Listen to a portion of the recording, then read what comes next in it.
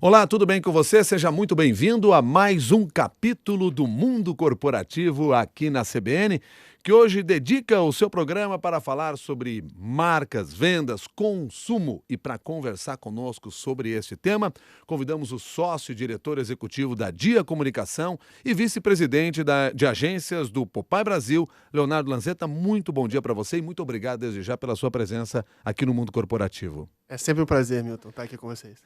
Leonardo Lanzetta, reforçando aqui o nosso agradecimento, portanto, pela sua participação, e a lembrança de que o mercado hoje está cada vez mais saturado, está cada vez mais competitivo e as empresas e as marcas, principalmente, buscam fidelizar-se com os consumidores, relacionar-se melhor, criar uma comunicação melhor. Quais são hoje as principais estratégias, as principais ferramentas que se trabalha para a busca da fidelização da marca? Olha, existem uma infinidade de ferramentas, mas hoje o que a gente tem que se centralizar, a gente tem que buscar o entendimento de como estabelecer as melhores conexões entre marcas e pessoas, se colocando nos sapatos das pessoas, né? Parar de chamar essas pessoas de público-alvo, de target. As marcas não podem se distanciar dessas pessoas, elas têm que se aproximar e começar a olhar o mundo através dos olhos dessas pessoas. Como deve ser feita esta aproximação e como olhar pelo olhar das pessoas? Eu acho que, primeiro, um ferramental de pesquisa é muito importante. Não estandartizar esse processo, né? Você ter um olhar, quer dizer, tão importante quanto a resposta que você vai ter é a pergunta que você vai fazer. E a forma que você vai interpretar essa resposta. Então, não dá mais para você ter um único olhar sobre determinado diagnóstico. Quer dizer, só o olhar do marketing já não é mais suficiente. Você precisa ter um olhar de branding, você precisa ter um olhar antropológico sobre situações, sobre respostas, sobre comportamentos. E não basta só perguntar, tem que observar, tem que imergir na cultura daquela pessoa ou daquele grupo de pessoas que te interessam propor relacionamento. Explica para mim o que é um olhar de branding. Opa, o olhar de branding é o olhar das marcas, entendendo que o grande negócio das empresas não necessariamente são paredes ou produtos, e sim marcas, né? A gente tem visto quanto essas marcas, quanto o ranking dessas marcas, o valor dessas marcas tem sido comunicado para a gente ao longo do mercado, e vendo como isso é importante, né? A gente chama do brand equity, né? O valor das marcas, como você vai agregar valor para essa marca. Quanto mais valor essa marca tiver, naturalmente ela é mais importante para os seus consumidores. Agora, o que torna ou o que faz aumentar o valor de uma marca? À medida que você aumenta a fidelidade do consumidor, o valor da marca aumenta também? Naturalmente. Naturalmente, porque você vai ser mais consumido com maior frequência e vai gerar benefícios. Eu digo que um bom trabalho de marca tem que gerar benefícios mútuos, né? Ele gera benefícios para toda a cadeia que ele está envolvido. Você não pode ser criativo só de um lado, você tem que ser criativo em toda a cadeia. Então, é melhor para o consumidor, porque ele tem uma solução que vai satisfazê-lo plenamente, vai deixá-lo encantado, vai deixá-lo feliz ao consumir, né? Quando a gente consome uma marca que a gente gosta, é muito especial. Vai deixar a empresa mais feliz, que ela vai ganhar mais dinheiro com isso, vai deixar todos os intermediários do processo que vão levar esse produto, essa marca, mais orgulhosos e mais satisfeitos também. As pessoas consomem marcas ou elas consomem produtos? Elas consomem marcas. Se você tiver que isolar, marcas. Por que se tiver que isolar? Porque na realidade ela acaba levando as duas coisas. Me Pô, explica um pouco melhor para eu compreender essa ideia. eu vou dar um exemplo mais humano, assim, né, pra gente. A gente se relaciona com, com homens ou com amigos? Com mulheres ou com amigas, esposas, namoradas ou ficantes? Né? Você é casado com uma mulher ou você é casado com a sua esposa, né? Qualquer pessoa... Você precisa de marcas. Você se relaciona com pessoas que você conhece. Você se relaciona mais profundamente com pessoas que você confia. A mesma relação você estabelece com as marcas, né? Você se relaciona com marcas que você confia, com marcas que você tem experiência, né? Você pode testar e você toda hora a gente tem sempre o desejo da fidelidade, mas está toda hora sendo cutucado pelo desejo da, não vou dizer promiscuidade, mas de tentar uma coisa nova. Então a gente sempre experimenta, né? A gente sempre experimenta, mas ao longo dessas experimentações a gente vai mantendo na nossa vida as marcas que fazem diferença, que se identificam com a gente de alguma forma. Agora, dentro dessa ideia da fidelização do consumidor, vocês trabalham com um conceito que tem um nome de Brand Experience. Isso. Vamos aportuguesar esse conceito, Vamos. mas mais do que aportuguesá-lo, vamos explicá-lo, como funciona? Muito importante. A gente está falando de experiências de marca, né? E experiências de marca que realmente fazem diferença, que geram valores mútuos para toda a cadeia, são aquelas que conseguem estabelecer uma conexão diferenciada e extremamente relevante entre a marca e a pessoa. Isso, em suma, é uma experiência de marca que vale a pena ser comentada, né? Existem experiências ruins também. Mas todo o contato que você tem com uma marca, seja ele para consumir, para comprar, ou simplesmente para te entreter, é uma oportunidade de se ter uma experiência de marca. Como é que se implementa ações de Brand Experience ou dessa experiência de marca?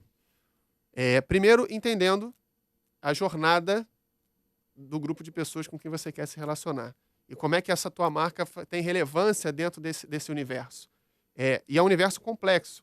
Mas hoje a gente tem cada vez mais ferramental para entender esse universo. Porque nós somos pessoas que nos comportamos diferentes em determinadas situações da nossa vida. Eu gosto muito de usar um exemplo nas minhas palestras sobre a famosa latinha de refrigerante.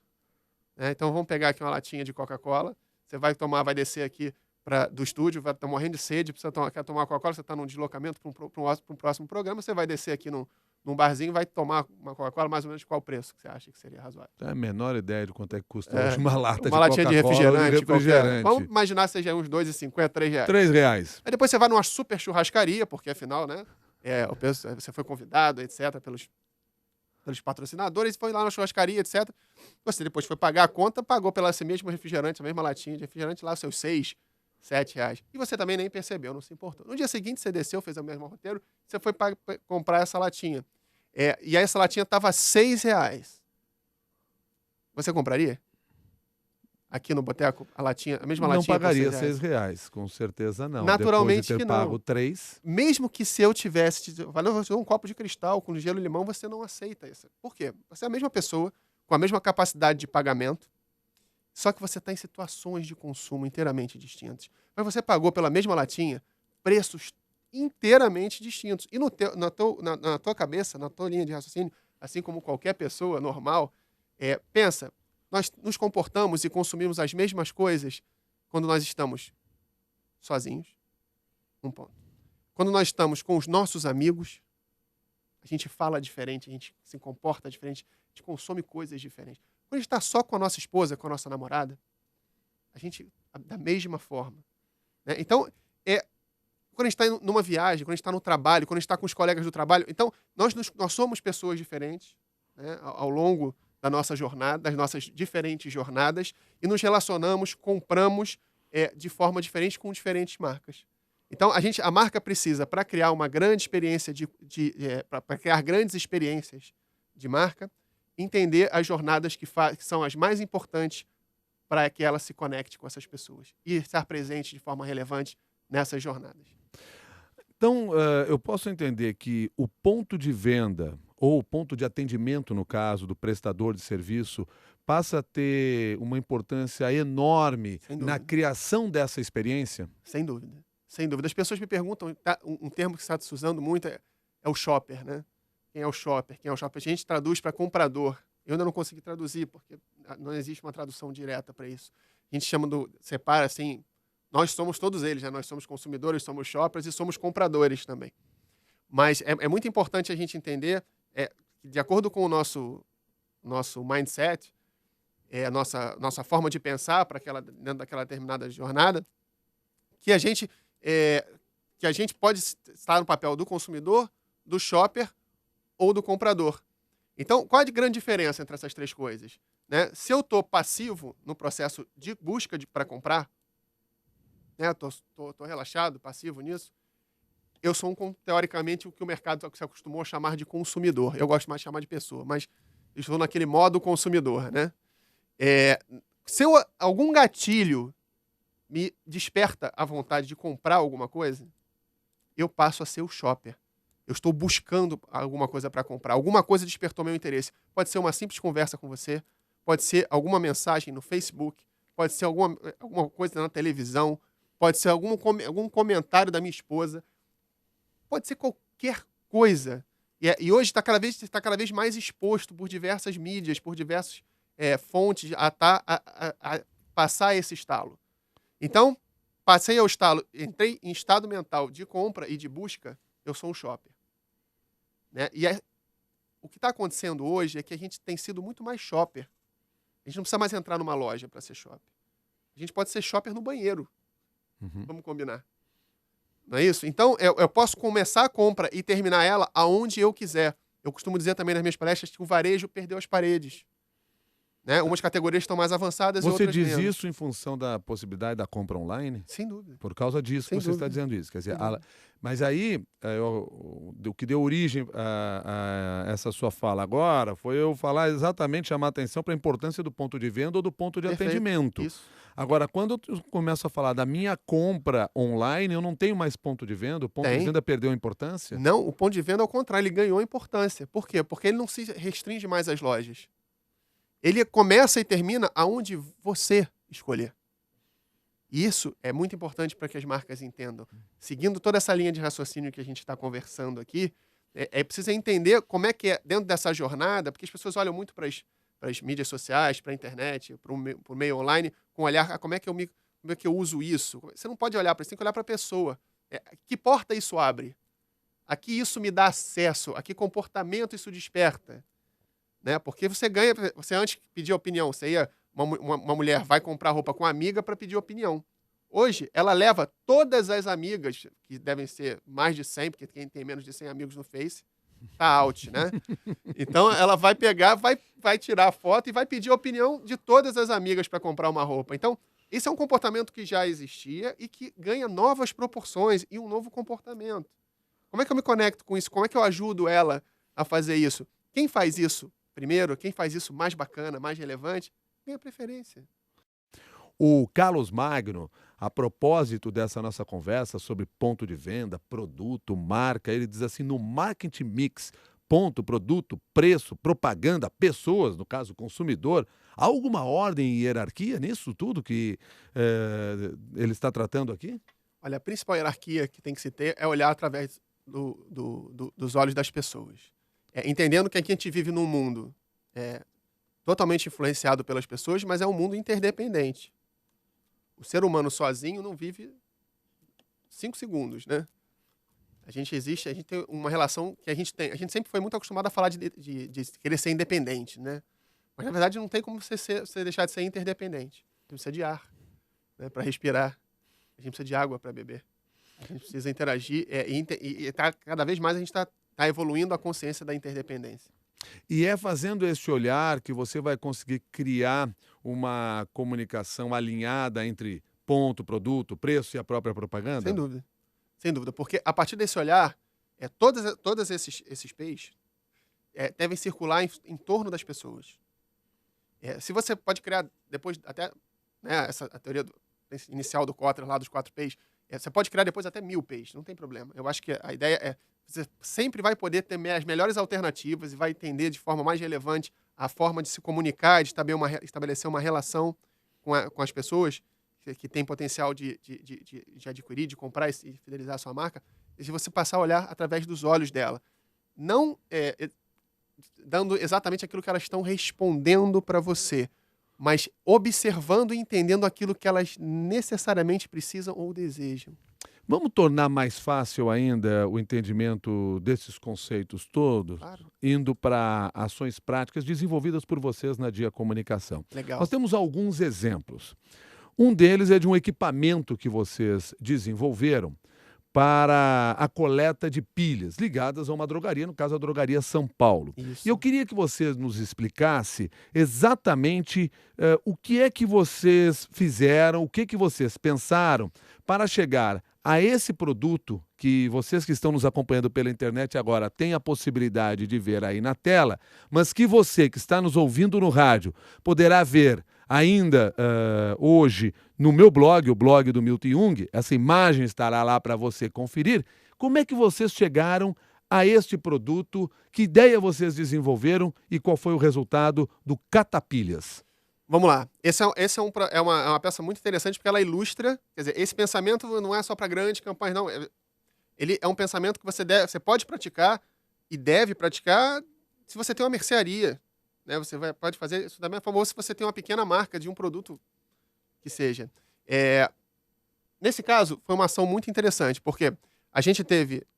A Drogaria São Paulo já tinha a iniciativa de disponibilizar em suas lojas um catador um local para que seus consumidores e funcionários depositassem e descartassem as pilhas. É, o convite à Dia foi para que eles criaram uma peça com mais destaque. Essa peça que a gente projetou aí, ela é o segundo passo dessa história. Ela não fez parte do briefing inicial, né? O briefing inicial era o display que coletava as pilhas. Então a gente pediu a oportunidade de exercer esse olhar, essa oportunidade foi dada, e a gente foi entender a jornada das pessoas. O processo foi maior, mas eu vou resumir. A gente foi entender como é que é o descarte das pilhas com as pessoas, né? Então fomos para as casas das pessoas verem como é que funcionava isso. Né? Como é que você descarta a pilha? E o que a gente percebeu é que as pessoas lembravam de descartar a pilha muito mais na hora que via o equipamento do que em casa. Mas você não... Você já não tinha as pilhas mais nas mãos, você tinha deixado em casa, Exatamente. ou não tinha sequer separado, porque na sua casa você não tinha onde colocar. E a gente viu um potencial bacana, porque as pessoas declaravam que também, olha, seria interessante mesmo. Ela fica mais... Ela volta para o dia a dia, para a rotina, e aí esquece disso, naturalmente. Não tem onde colocar em casa aquela pilha, né? Ela não para pensar em ter um recipiente específico para colocar aquilo. Daí a gente viu a oportunidade. Então a gente, dentro da mesma estrutura a gente criou esse coletor com um destaque, com uma unidade visual, e criou essa caixinha que a gente colocou aí, que é uma caixinha muito simples, feita de papelão, onde ela é dobrada, você coloca encaixadinha ao lado desse display coletor. Então quando a pessoa vê o display coletor, e se lembra disso, ela pega aquilo e leva para casa.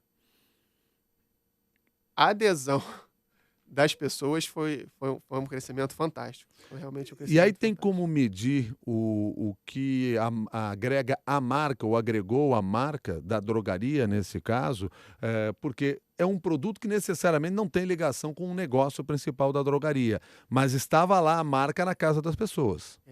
A drogaria tem uma relação com seus clientes de muitos anos, é uma drogaria muito tradicional.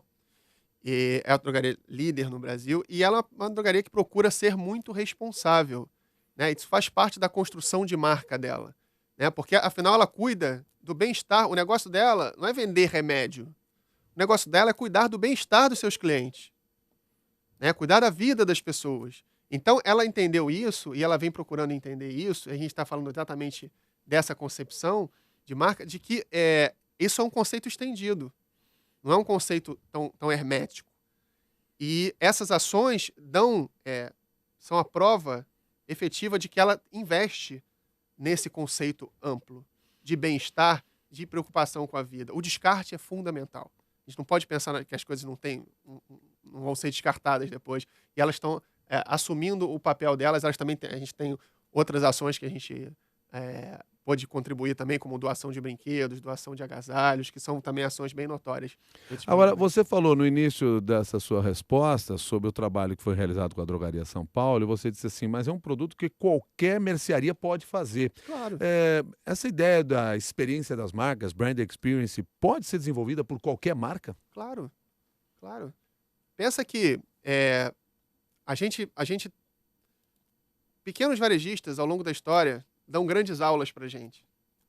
Uma parte muito importante do processo criativo da Dia é ir aprender com o mercado, né? Você vai projetar, por exemplo, uma solução para o varejo, existem várias soluções que são o próprio varejista que cria, né? E aí você vai dar para aquilo uma roupagem, uma amplitude muito maior para aquilo ser percebido. O quão legal é você estar no lugar que você é reconhecido pelo nome, o quão legal é você saber, o cara já conhecer o teu perfil de consumo e já sempre te agregar alguma coisa que faz diferença para você.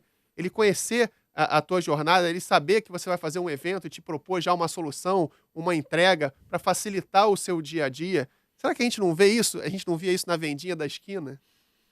Né? Como é que a gente pode ampliar esse conceito? E como é que a vendinha da esquina também não pode ampliar, transformar isso em produtos, em serviços adicionados, ganhar com isso, oferecer ainda mais conveniência, ainda mais relevância, e, consequentemente, ganhar fidelização desses clientes. Né? Então, eu acho que sim, é perfeitamente possível. O que a gente tem que mudar é a forma de olhar. Né? Não olhar como venda, olhar como experiência através dos olhos das pessoas. Leonardo Lanzetta, uma outra experiência desenvolvida por vocês, ou um outro caso com o qual vocês trabalharam, foi de uma marca extremamente regional de refrigerante, que é o Guaraná Jesus do Maranhão. Isso. E nós vamos ter oportunidade também de ver a imagem dessa latinha do Guaraná Jesus. Que trabalho vocês desenvolveram sobre esta marca, levando em consideração que ela é uma marca regional, extremamente regional, identificada com o Maranhão? Sem dúvida. Esse é um trabalho assim, muito querido. Aí já é uma proporção maior. A Coca-Cola comprou essa marca já há alguns anos, mas não tinha, na época que a gente fez esse trabalho, comunicado isso para o público, para o grande público. Né? Então, assim, foi muito bacana ver a forma, o respeito com que a Coca-Cola tratou essa marca. Né? E ela nos convidou, entendendo que essa é uma marca regional e a Coca-Cola Brasil tem um portfólio nacional de marcas, né? Ela nos convidou para efetivamente fazer o nosso processo de branding, né, de construção de valor para as marcas, e aplicar toda a nossa metodologia do início ao fim. Então, a gente teve a oportunidade de fazer a pesquisa com esse viés antropológico. Na verdade, é um blend de estudos, né? É um mix de estudos. A gente não faz uma pesquisa só, é um mix. E a gente depois tem uma leitura disso feita por especialistas em branding, antropólogos, filósofos e especialistas em comunicação. Bom, algumas coisas foram muito importantes para a gente traçar esse DNA de marca. Primeiro, uma das coisas que foram prioritárias foi a relação. Primeiro, a coincidência histórica entre as duas marcas. Ambas foram criadas por farmacêuticos, né? Só para você ter ideia. Só que um foi nos Estados Unidos, outro foi aqui no Maranhão. Outros tiveram como princípio, né, aquele princípio de tônico, energético, etc., também foram dentro dessa mesma concepção, e ambos foram amplamente adotados como ícones, né, com diferentes proporções. Então, existia uma similaridade muito grande, com uma diferença impressionante.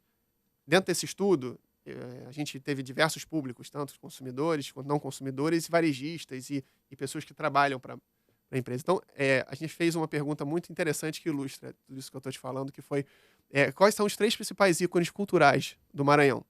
E a pergunta não tinha a intenção de descobrir isso que a gente acabou descobrindo, ela tinha uma outra intenção de ver quem eram realmente as referências culturais para aquele povo. E a gente viu que a única unanimidade, só existiu uma unanimidade, foi uma marca de refrigerante. Uma marca de refrigerante, seu ícone cultural de uma região, nos impressionou muito, muito. E mostrou um grande potencial. A gente tinha um momento onde essa marca tinha sumido da mídia, ela estava perdendo o público jovem, e aí a gente teve todo o redesenho de marca, teve toda a parte conceitual de encaixar esse produto dentro do portfólio de Coca-Cola. E aí, a grande sacada, eu acho que desse primeiro momento, foi ter dado o primeiro grande ato público da Coca-Cola como dona dessa marca, foi um ato público dizendo que ela não era dona dessa marca. Foi dar o direito ao povo maranhense de escolher a próxima embalagem. Então foi feita só uma... Ou seja, a latinha dela foi escolhida pelas povo pessoas maranhense. de que maneira? Em votação, pela internet, e Ou as seja, pessoas... colocaram opções para as pessoas escolherem. Sendo que a lata original foi dada como opção também. A lata que vivia naquele momento foi dada como opção, era uma das 3 opções, foram desenvolvidas mais 2 opções e foram apresentadas as 3. As latinhas saíram em campanha pública pela cidade, né? Nós contratamos atores que personificaram as suas latas e foram em larga escala. Eles viraram celebridade, né? Você encontra vídeos no YouTube hilários das pessoas interagindo com as latas. E essa lata que vocês viram aí foi a lata vencedora, escolhida assim, com uma vantagem absurda. Ela representa os azulejos, é uma representação gráfica dos azulejos portugueses, né? Que é uma das representações culturais encontradas no Maranhão. E é hoje uma das marcas do portfólio Coca-Cola que mais cresce percentualmente. Uma coisa que é muito impressionante, essa marca ganhou o Prêmio Mundial de Estratégia de Design. Há uma relação do povo maranhense com essa marca de uma forma muito especial. Eles entendem que essa marca, o reconhecimento por essa marca, por uma entidade como a Coca-Cola e com um prêmio internacional como esse, é uma forma de reconhecer o valor do povo maranhense. Então, a gente construiu, junto com a Coca-Cola, uma matriz de comunicação, tratando tanto os ambientes de interação, quanto a parte de ponto de venda, a parte de exportação de marca, não de produto para fora, sendo esse produto principal ícone cultural da região, e a parte de promoção do orgulho regional. A gente transformou, com isso, a cidade de São Luís do Maranhão da maior experiência de marca viva para uma marca já existente. Lembrando que você que está nos acompanhando no rádio pode conferir essas imagens sobre as quais nós nos referimos, e agora especificamente aqui a latinha de alumínio do Guaraná Jesus, você pode conferir lá no meu blog, o blog do Milton Jung, porque essa imagem estará lá à sua disposição também para você entender bem e visualizar aquilo que nós estamos conversando aqui. Bom, Leonardo, nós já falamos aqui sobre marcas, falamos sobre produtos, falamos sobre ponto de venda, tudo isso na ideia de criar uma experiência própria para fidelizar o consumidor. Onde é que entra o atendimento? Um bom produto, e aí eu vou utilizar aqui uma pergunta que foi feita pelo Christian. Ele escreveu para cá querendo saber o seguinte, deixa eu pegar, está aqui. Um bom produto é superior ao mau atendimento, por exemplo? Supera um mau atendimento numa loja? Depende do produto e depende do atendimento. Essas respostas não são herméticas, mas um atendimento bem ou mal feito é fundamental e crítico para que você tenha uma experiência com a marca. Se a marca que você está consumindo, se você está comprando, é uma marca de varejo e você é mal atendido nesse varejo, a coisa fica muito pior. Se a pessoa que está te atendendo tem uma relação direta com aquela marca, você faz uma conexão direta do atendimento daquela pessoa com a compra daquela marca, olha, os prejuízos são enormes e são, muitas vezes, muito difíceis de serem revertidos. Então, quando você trabalha a experiência, essa ideia da experiência da marca, da experimentação da marca, da relação da marca com o consumidor, passa necessariamente nos pontos de atendimento e de serviço pela preparação do atendimento. Muito importante. Esse é um fator fundamental, porque aí nós vamos ter pessoas lidando com pessoas, né? E a gente vê aí várias gafes cometidas pelas marcas, né? Largamente exploradas por vários humoristas dessa nova geração aí, que precisam começar a entender que essa relação, esse entendimento, assumir uma marca, assim como o princípio de todo humano, erra. Então a gente também tem que entender isso. E a forma como a gente lida com esses erros é que nos define, né? E a quantidade de erros também. Por que se erra tanto no atendimento até hoje? E eu me refiro muito especificamente assim, no atendimento nos pontos de venda. Olha, eu acho que, de novo... Desculpa, eu estou dizendo, fazendo uma pergunta para você, como se você concordasse com essa ideia de que se erra muito. Não, eu concordo. Mas eu não sei se você concorda. Primeiro eu gostaria de saber se você concorda com essa ideia. Eu concordo, eu acho que também se acerta muito, mas eu concordo que tem uma falha muito grande, mas é uma falha de concepção. Acho que a concepção vai influenciar o comportamento. Então, quando a gente, numa loja, a gente tem uma visão simplista do ato de vender. Então, é muito comum a gente encontrar um comportamento que vai nos atender, que vai nos influenciar de forma, muitas vezes, aliás, na maioria das vezes, até ostensiva, a uma relação de curto prazo. Né? Quer dizer, fazer uma conversão naquele momento, independente se a tua necessidade é aquela ou não, ou o teu desejo. Agora, quando eu passo a olhar pelos teus olhos, a compreender a tua necessidade e deixar de te vender e passar a ser um consultor para você, eu aumento o teu ticket médio, eu aumento a tua fidelidade, eu aumento toda a relação, inclusive a sua satisfação. É mais ou menos a mesma coisa que você está falando sobre a ação que as agências precisam fazer quando pretendem desenvolver uma marca, e você disse que tem que se olhar pelo olhar do consumidor. O atendente tem que agir da mesma maneira para descobrir as necessidades daquele consumidor e saber como torná-lo fiel à loja, ao produto, a ele, seja lá o que for. De uma forma geral, acho que ele tem que assumir um papel de consultor. Mas como um bom consultor, ele tem que se preparar para essa consultoria. Então, numa loja de varejo, o que eu costumo dizer, você tem que conhecer o seu produto, você tem que estudar o seu produto, você tem que criar uma relação, tem que tentar saber o nome do seu cliente. E se é uma relação temporal, né, se é uma relação sazonal, assim, qual é a necessidade daquele? O que ele efetivamente deseja naquele momento? Eu posso estar procurando uma camisa, mas eu não estou querendo comprar uma camisa. Eu posso estar querendo comprar um presente para alguém. Então, se eu como vendedor, consultor, percebo isso, a minha possibilidade de converter essa compra é muito maior do que se eu começar a tentar empurrar uma camisa. O Rafael Bicudo pergunta o seguinte: qual é a real distância do entendimento de brand experience das marcas brasileiras para as marcas americanas? Quanto tempo chegaremos no patamar dos americanos? Existe essa diferença hoje tão grande ainda? Está diminuindo bastante. Eu tenho muito orgulho de muitas marcas brasileiras que têm crescido. Ainda são poucas perto do que podem ser. Mas eu acho que a gente está avançando muito. A gente está tomando consciência do nosso potencial criativo. Assim, eu viajo muito pelo mundo, conheço experiências de marca fantásticas pelo mundo. Acho que lá fora você ainda encontra mais coisa que no Brasil, mas aqui você encontra coisas muito bacanas, comparáveis e às vezes até muito superiores. Basta você dar uma voltinha na Oscar Freire. E em outros pontos pelo Brasil, né? Agora, o que a gente precisa... eu acho que o Brasil precisa realmente ter maior consciência do seu potencial, para poder ter um maior investimento em estrutura e em educação, porque o resto é consequência. O potencial existe, a gente não perde em nada para nenhum país do mundo. A gente tem que começar a ter consciência de ser desenvolvedor, sabe? A gente tem muito potencial aqui, muito potencial criativo, não é à toa que a gente é largamente premiado. Agora, o que a gente tem que começar a mudar as nossas concepções, os nossos conceitos. Porque o brasileiro, quando ele se coloca dentro de um conceito de desenvolvimento, e não só num conceito exploratório, ele dá um show. Ele se destaca naturalmente. Para fechar a nossa conversa aqui, quais são as tendências do Brand Experience?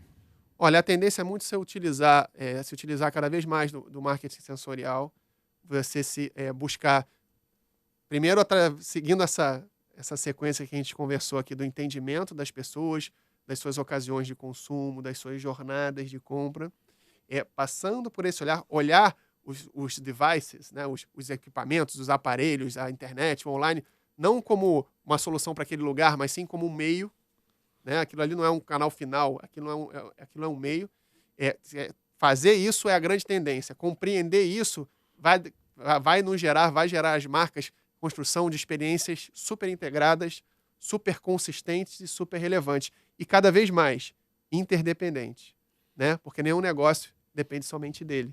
Tem que combinar com as pessoas, com os consumidores. E a gente precisa, como a gente vive num mundo que é cada vez mais interdependente, mais social, mais conectado, não tem outra forma de fazer a não ser percorrer esse caminho se a gente quiser sobreviver nesse mercado.